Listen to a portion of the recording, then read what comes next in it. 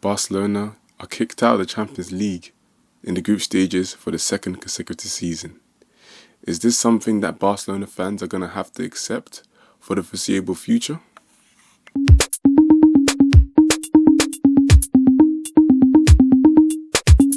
Now, this video is sponsored by GJ Diamond Designs.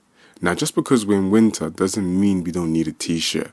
You can still get one to wear over your jumpers, underneath your jumpers, on top of your long sleeve t-shirt, and underneath coats and jackets. So why not make it a GJ Diamond Designs t-shirt? It's a simple black or white t-shirt that is willing to take a backseat and complement the uniqueness of you and yourself. Because after all, it's crucial for all of us to embrace our uniqueness as people, because that's what makes us diverse and that's what makes us special. Flaws and all. Be sure to check out the link in the description and be sure to get yourself a shirt. Now, moving on to Barcelona.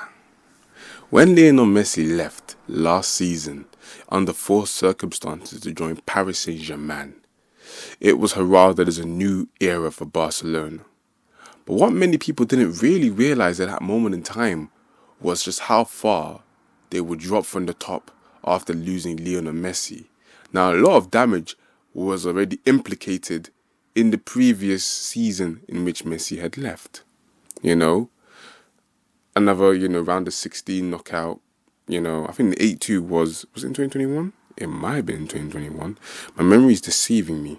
Nonetheless, Barcelona weren't at the top table of Europe, and you could say that maybe Messi was keeping them there just about through the skin of his teeth. And as a result of that, seeing Barcelona's drop off in level since Messi had left isn't really much a surprise. Under Ronald Koeman / Kike Setien, Barcelona were pretty much the Messi show at times. And as an outsider looking in, I watch La Liga and I keep track of it, but not as much as I follow the Premier League. Seeing where Barcelona is right now, 2 consecutive group stage knockouts since Messi has left, it shouldn't surprise any of us. Now, last season was a lot worse than this season simply because of the fact that Benfica, let's be honest, I get it, they had Darwin Núñez up front, but Barcelona back then was still a better side than Benfica, so to finish in third behind them, embarrassing. And you would think, surely they're going to win the Europa League. They lost to Frankfurt, a team that's probably worse than Benfica, even more embarrassing. On top of this, in this season in the Champions League, you thought maybe with all the signings they've made, all the risks they're taking on the financial level to bring these players in and to work their way around strengthening the squad, that they'll be able to make a better appearance this time around. But unfortunately, just unfortunately, they managed to draw Bayern once again and Inter Milan. 2 sides that you could contend are really strong European sides. And so it proved. Obviously, in the games against Bayern, where they played against them at the Allianz Arena, and the Inter Milan game, when they were playing at the San Siro, 2 away fixtures against these 2 sides, they were very good and pretty much merited a victory. But they weren't clinical enough up front. For some reason, Lewandowski has started to fade in these big games. I don't remember the last time he turned up in the big game, in a big way. And you could say maybe, do we go as far back as 2013 to look when he scored 4 against Madrid? Maybe not that far back. But the essence of the point is that he didn't deliver for when his team needed him. A lot of chances were missed by various sorts of players. So I'm not going to point this stick at Lewandowski only, especially as he's been scoring goals this season. But looking at the performances, in particular the games against the final game. I say final game, the 5th game that just was played on Wednesday against Bayern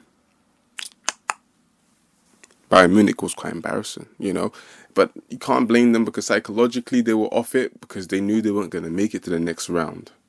But as an outsider looking in, I think people are going to make a big deal of Barcelona's lack of recent European success, but this is just the reality of where they are right now. Many people, including those at the top of Barcelona, Laporte and his team, are thinking that Barcelona are still a team to compete at the top table because that's simply what is expected of them. But the harsh reality of their situation is simply that they are not trying to compete with Madrid. Maybe not in Europe, anyways. In the league, they looked good up until getting beaten by Real Madrid. They've won 9 of their 11 games. You can say the title contenders 100%. But in the European competitions, it looks like something is still lacking. Something is clearly lacking. A lack of a killer edge, clinicality, you know, this kind of stuff. They were just lacking that killer edge, that killer instinct to kill off these big teams. And these big teams, especially in the case of the Bayern Munich game, they're just able to kind of like outfight them and outthink them and not outplay them. This is the thing. Barcelona are a couple of steps away from maybe correcting their stances and being able to get into a stronger position in Europe's top table again. Because if they had an easier group, I think they probably do make it through in second place. But Inter Milan and Bayern are two really good sides. They have had a lot of decent runs in Europe recently in the last couple of years. So it's really something that people might look on the surface and think, well, Barcelona really haven't done, a good job here. But the real harsh truth is simply that Barcelona is not that team that we all thought they were, all right? They're far, far, far gone from the team you saw that dominated in 11, the team that did its thing in 09. Of course, it's a long time ago, They're even far away from the teams that choked against Liverpool and choked against Roma. They're far from that level even. The harsh reality, even though I keep saying the harsh reality, because it is the harsh reality, Barcelona aren't that team anymore. You don't look at them and be afraid. They've done well to try and rebuild the squad, but the harsh reality is they need a lot more rebuilding. There's a lot more pieces that still need to be put in there. If you're playing Marcos Alonso centre-back, Marcos Alonso centre-back, the guy that, when playing at left back, is being called on for his lack of defensive abilities, especially when he was at Chelsea. I don't know what's going on at Barca. I can't tell you that for sure. To put someone like that as centre-back, it's too much of a risk. You shouldn't be doing that. So clearly you need a left-footed centre-back. If they don't have one already, and I can't think of one they had. There's Christensen, there's Koundé, they're both right-footed.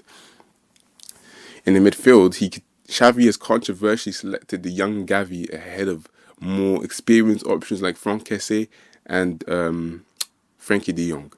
Much to his detriment, because Barcelona have put in better performances, especially in Europe, with the midfield trio, or at least with Kessié and de Jong in midfield. The midfield trio of de Jong, Kessié and Busquets. But for some reason, he continues to play Gavi. Gavi, of course, is a special talent, but of course, still quite raw.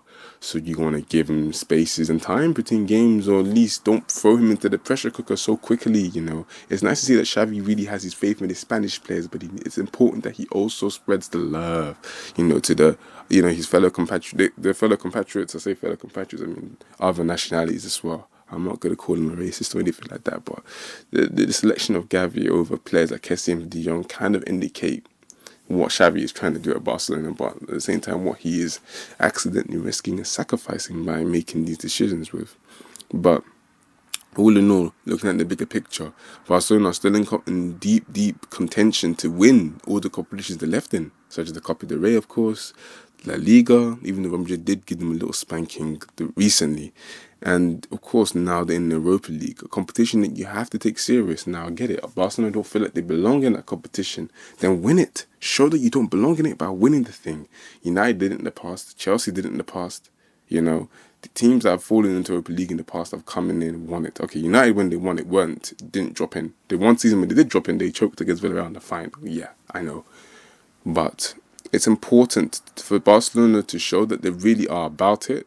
Win this Europa League, give yourself some valuable European experience in big matches, and winning those big matches to be able to give yourself the experience to go into the Champions League next season and maybe manage games a lot better. Because obviously when you play in Europe, it's a different vibe to playing in your domestic league. Everybody knows that. But what can be said about this Barcelona team, that there is potential. Dembele is continuing to, reinvent himself. I say reinvent, making a comeback. Even though his performance against Bayern wasn't too encouraging, you can't really hit him for that. The game before they played, I think they played against Bilbao, they won 4-0. Dembele was involved in all the goals, 1 goal, 3 assists, superb performance. Like I said, Lewandowski's been scoring goals. Gavi and Pedri have been great in midfield. Kessie's been alright. De Jong's been okay.